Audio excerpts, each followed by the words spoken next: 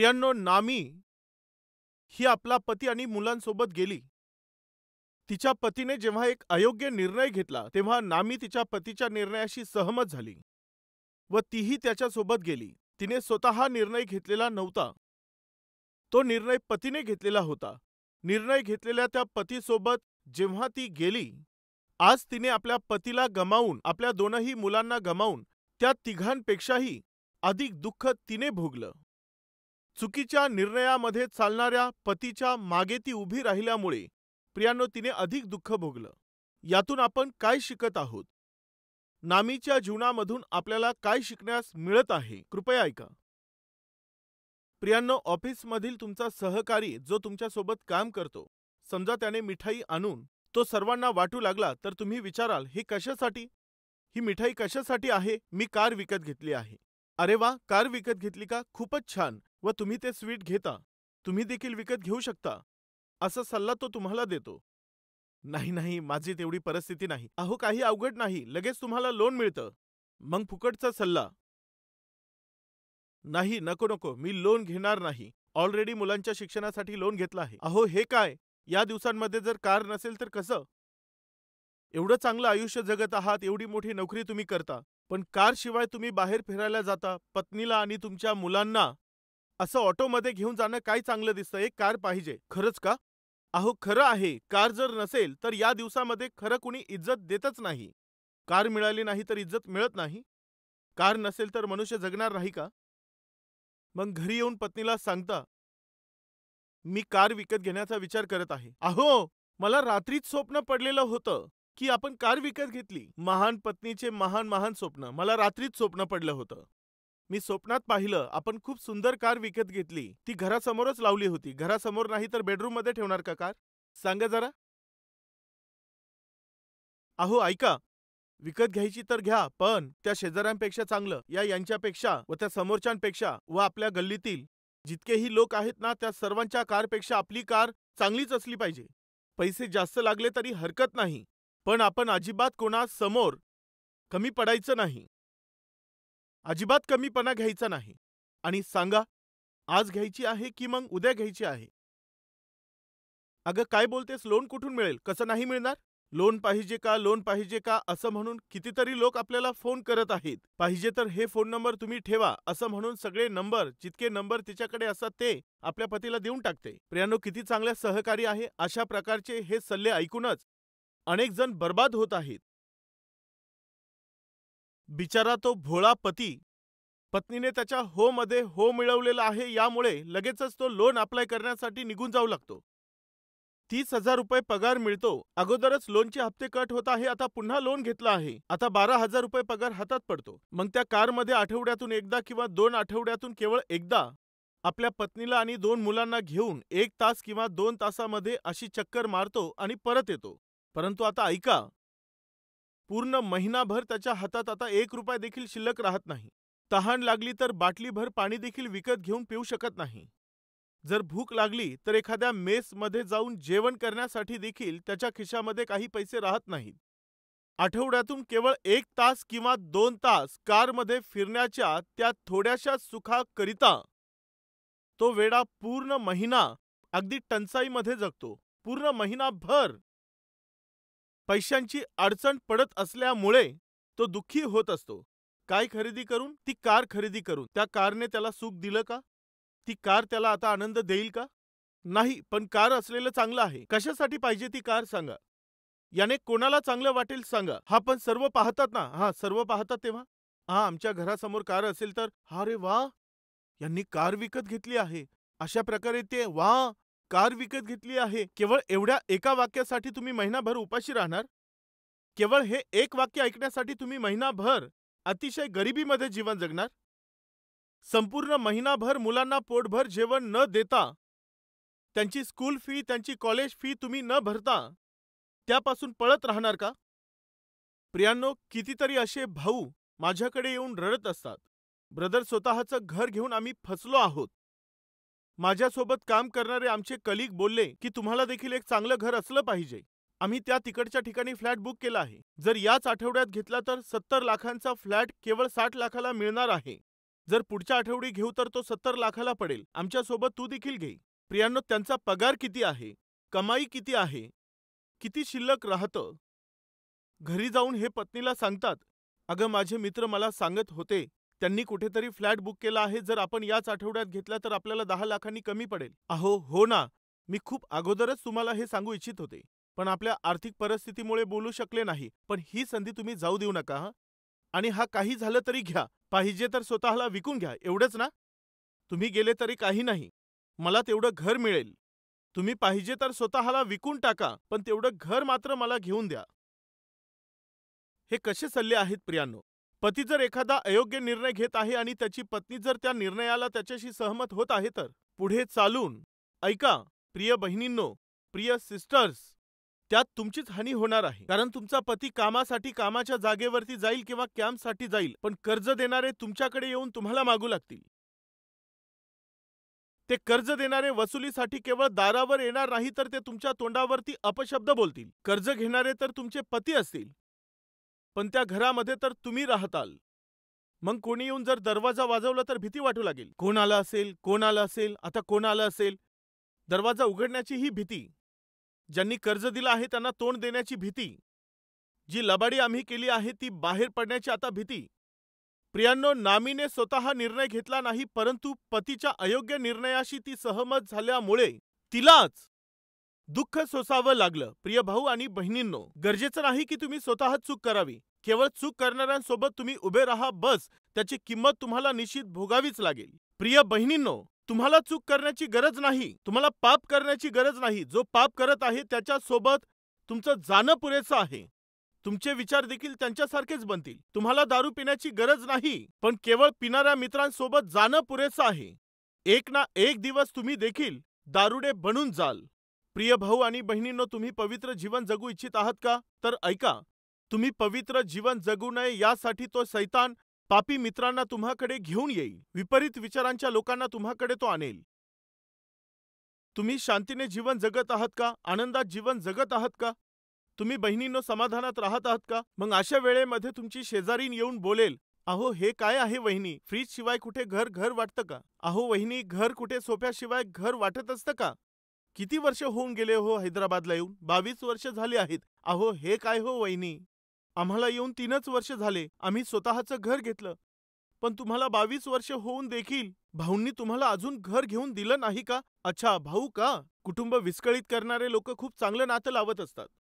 हां, वहिनी वहिनी बोलत राहतील आणि घरांना बर्बाद करतील.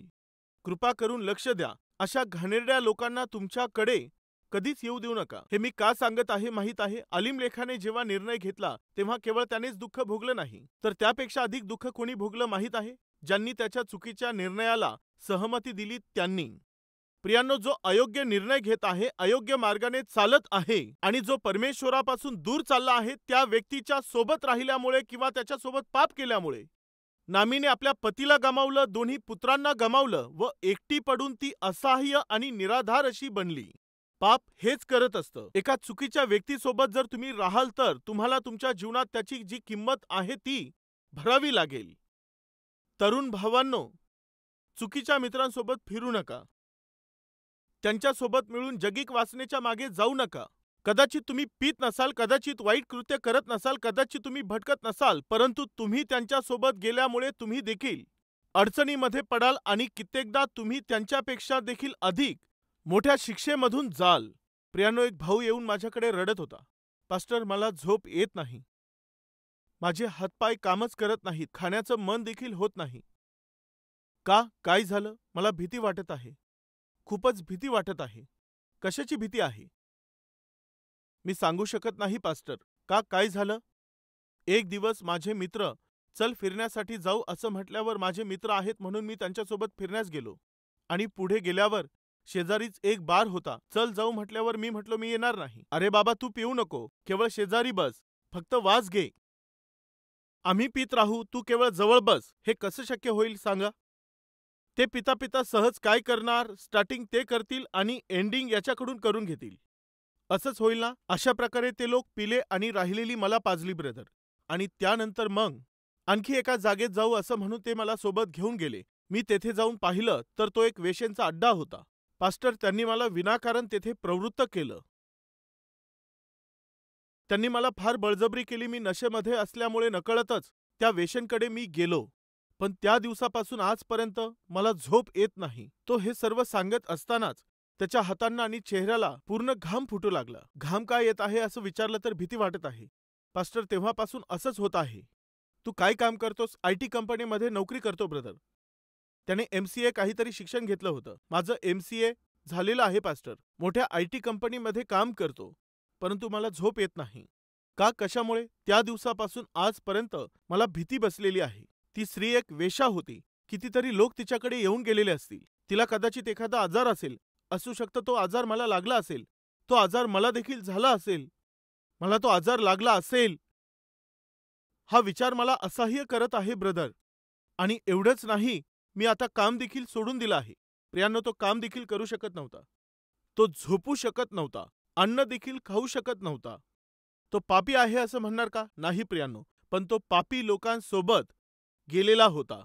याने त्याचं काय झालं माहित आहे? ते पीत होते, खात होते, मजा करत होते. पण आता हा मुलगा जो त्यांच्यासोबत गेलेला होता, त्याची झोप आणि शांती उडून गेली. आणि आता आपल्या मनामध्ये तो दुःख भोगत होता. कृपया लक्ष द्या. पाप एका मनुष्याच्या जीवनात भीती उत्पन्न करत असतं. पाप एका मनुष्याच्या जीवनामधील जे सुख आहे त्याला ते दूर करत असतं. आनंदाला दूर करत असतं. त्याच्या शांतीला दूर करत असतं. समृद्धीला दूर करत असतं. तो थरथर कापत होता. तेव्हा मी त्याला विचारलं, काय तू आपले पाप कबूल केले आहेस? हो, कबूल केले आहे. प्रभूची क्षमा तू प्राप्त केली आहेस? हो, प्राप्त केली आहे ब्रदर. मग हॉस्पिटलमध्ये जाऊन तपासणी कर. नको पास्टर, हे मला जमणार नाही. का बरं? माहिती नाही पास्टर. जर कधी चुकून रिपोर्टमध्ये जर एड्स निघाला तर? मग तर एड्स झाला आहे या विचारात जगणं तर मला अवघड होऊन जाईल. कदाचित झाला असेल हे विचारच मला आता जगू देत नाहीयेत. एड्स झाला असेल या विचारांनीच माझ्या जीवनातील शांती दूर झाली आहे आणि माझी झोप उडालेली आहे. पण जर पास्टर रिपोर्टमध्ये खरोखर मला एड्स आहे निघालं तर? मग तर जगणं अवघड होऊन जाईल. प्रियांनो, त्या एका रात्री त्याने जे पाप केलं त्यामुळे तो दररोज नरकाचा अनुभव घेत होता. तो स्वतः होऊन गेला होता का? नाही, तो आपल्या मित्रांमुळे गेलेला होता. नामी स्वतः होऊन एकटीच गेली होती का? नाही, ती आपल्या पतीच्या सोबत गेलेली होती. पण आता ती त्याची किंमत येथे भोगत आहे. स्वतःचं घर पाहिजे, स्वतःची कार पाहिजे, ते शेत विकत घेतलं पाहिजे, ती जमीन खरेदी केली पाहिजे. अशा प्रकारे पती बोलल्यानंतर काही महिला किंवा काही पत्नींनी असं सांगितलं तर पती देखील मागे पुढे काही पाहत नाहीत. जर तुम्ही आत्मिक व्यक्ती आहात तर, परमेश्वराचं भय बाळगणारी स्त्री तुम्ही आहात तर, तुमच्या पतीला बाहेरील त्यांच्या मित्रांनी किंवा त्यांच्या सहकाऱ्यांनी प्रोत्साहन देऊन हे विकत घ्या, ते घ्या अशा प्रकारचे अयोग्य सल्ले देत असतील तर, तुमच्या पतीने घेतलेल्या त्या निर्णयांमुळे उद्या तुमचं आयुष्य अतिशय ओझ्याने व क्लेशांनी भरू शकतं. यामुळे तुमच्या पतीने एक विचार केला तर तुम्ही त्यावर 10 विचार करा. नको आहो, आपल्याला हे छोटं घर पुरेसं आहे. एवढं कर्ज फिटल्यानंतर, आपली आर्थिक स्थिती थोडी चांगली झाल्यानंतर मग आपण स्वतःच्या घराबद्दल विचार करू. अशा प्रकारे बोलणाऱ्या स्त्रिया आहेत का जरा सांगा? कर्ज असलं तरी पुढे तुम्ही कर्ज घ्या किंवा काही करा, पण काय करायचं? आपण ते विकत घ्यायचंच आहो. उधारी हो किंवा काही हो, अगोदर ती कार विकत घेऊ. अनावश्यक विनाकारांचं स्टेटस दाखवत चालू नका. ऐपतीपेक्षा मोठे विचार बाळगू नयेत. कोणा दुसऱ्याकडे पाहून तुम्ही देखावा करू पाहाल तर तुम्ही आनंदाला, समाधानाला स्वतःहून गमावून बसाल. हे कधीच विसरू नका. प्रियांनो, त्या दिवशी अलीमलेक ज्या दुष्काळामधून जात होता तो केवळ अन्नाचाच नव्हता, तर कोणता दुष्काळ होता? विश्वासाचा दुष्काळ होता. आत्मिकतेचा दुष्काळ होता. जर त्याच्या जीवनामध्ये आत्मिकता असती तर त्याने एक चांगला निर्णय घेतला असता. जर त्याच्यात विश्वास असता तर त्याने योग्य निर्णय घेतला असता. ऐका, त्या प्रांतात सर्वच लोक दुष्काळातून जात होते, परंतु केवळ एकाच व्यक्तीने अयोग्य निर्णय घेतला. त्याने उतावळी करून निर्णय घेतला. देवाच्या उपस्थितीमधून, देवाच्या लोकांमधून, देवाने निवडलेल्या त्या स्थानामधून दूर जायचं आहे असा चुकीचा निर्णय त्याने घेतला. तो निर्णय घेत असताना पत्नी असणारी नामी कमीत कमी अडवलं पाहिजे होतं, किंवा मग नको आहो, हे आपल्यासाठी चांगलं नाही, तुम्ही माझं ऐका, अशा प्रकारे पतीला तिने काहीतरी करून समजावलं असतं तर या कुटुंबाचा आज नाश झाला नसता. अगं आपण तिकडे गेलो तर चांगलं होईल, असं बोलल्याबरोबर लगेच तिने बॅग पॅक केल्या. प्रतिफळ काय मिळालं माहीत आहे? तिने आपल्या पतीला गमावलं, आपल्या दोन्ही मुलांना तिने गमावलं आणि निराधार व एकटी बनली. परंतु प्रिय भाऊ आणि बहिणींनो, लक्ष देऊन ऐका. जे लोक विश्वासासह, जे लोक देवावरील भरोशासह, ज्यांनी मारणारा देवच आहे, वाचवणाराही देवच आहे, त्या परमेश्वराला शरण जाऊन या समस्येचा सामना करू. त्या देवाच्या सहाय्याद्वारे या दुष्काळाचा सामना आम्ही करू. या समस्येचं कारण आम्हीच आहोत हे सत्य जाणून घेऊन, आमची चूक जाणून घेऊन परमेश्वराची दया प्राप्त करू. हा विचार करून गावातील अनेकशे लोक त्या दुष्काळामध्ये पळून गेले नाही. त्यांनी स्वतःचा निर्णय घेतला नाही. हा केवळ अन्नधान्याचा दुष्काळ नाही, तर हा आत्मिकतेचा दुष्काळ आहे. या आत्मिकतेच्या दुष्काळात आम्ही स्वतःला सुधारू. देवाच्या चरणापाशी जाऊन आम्ही त्याला विनवणी करून, या विचाराने त्या प्रांतामध्ये बरेचसे लोक थांबून राहिले. जे लोक देवाच्या निर्णयावरती निर्भर राहिले, ज्यांनी परमेश्वरच आम्हाला उत्तर देईल असा विश्वास ठेवला, व ज्या लोकांनी भले काहीही हो, या कष्टामध्ये, या संकटात देव आम्हावर दया दाखवील, तो दया करीपर्यंत आम्ही येथून हलणार नाही. आमचा विश्वास आम्ही दृढ धरू. या विचाराने जे तेथे थांबले, बायबल आपल्याला सांगतं, परमेश्वराने त्यांचं स्मरण करून देवाने त्या लोकांना अन्न दिलं. परमेश्वराचं गौरव असो. प्रियांनो, केवळ अलीमलेखच बेथलहेम सोडून गेलेला होता, परंतु बाकीचे लोक देवाकडेच पाहत त्यांनी विश्वासाने त्याची वाट पाहिली आणि देवाने त्यांना दर्शन दिलं. प्रिय मातांनो, बहिणींनो, देव तुमच्या विश्वासाकडे पाहत आहेत. प्रिय भावांनो, वडिलांनो, देव तुमचे अश्रू पाहत आहे. देव तुमचे कष्ट पाहत आहे. तुमच्या विश्वासाला देव पाहत आहे.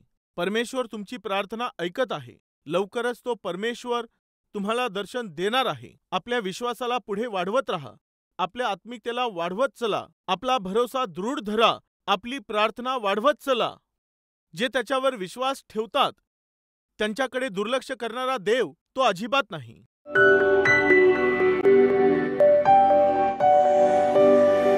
पवित्र परमेश्वरा, जे लोक तुझ्यावर विश्वास ठेवतात, तू किती अद्भुत आणि अलौकिक असे कार्य करू शकतोस. जे लोक तुझ्यावरती विश्वास ठेवतात, कशा प्रकारे बापा तू त्यांना दर्शन देऊन त्यांना तू दुष्काळापासून सोडवू शकतोस, हे आम्ही बायबलमध्ये पाहिलं. तुझ्या लोकांना तू कशा प्रकारे अग्नीच्या भट्टीतून सोडवू शकतोस, हे आम्ही बायबलमध्ये पाहिलं आहे. परमेश्वरा, आज अलीमलेखाप्रमाणे आम्ही तुझ्यापासून दूर न जाता, कष्टांमध्ये, परीक्षेमध्ये, संकटात असताना, अनेकशा संघर्षात असताना, तुझ्या चरणांना आम्ही धरून तुझ्या उत्तराकरिता जे प्रतीक्षा करत आहेत अशांना तू दर्शन दे. जे लोक अश्रूंच्या खोऱ्यांमधून जात आहेत, जे लोक कष्टांच्या समुद्रामध्ये बुडून जाऊन दुःख भोगत आहेत, पण तरीही ते तुझ्यावरती आशा ठेवत आहेत, तुझ्याकडे ते आपली दृष्टी लावत आहेत. तुझ्याशिवाय बापा आम्हाला कोणीही आधार नाही, अशी ते तुझ्याकडे विनवणी करत आहेत. अशा प्रत्येकाला बापा तू लवकरच दर्शन दे. तू त्यांना लवकर त्यांच्या अश्रूंना पुसून टाकून, त्यांच्या अपमानांना दूर करून, त्यांच्या निर्भत्सनेच्या ऐवजी गौरवाचं आणि सन्मानाचं जीवन प्रत्येक व्यक्तीला तू बहाल कर. येशूच्या नावाने प्रार्थना मागत आहोत बापा. आमेन. आमचा पत्ता Calvary, post box number 30, Kukatpally, Hyderabad 72.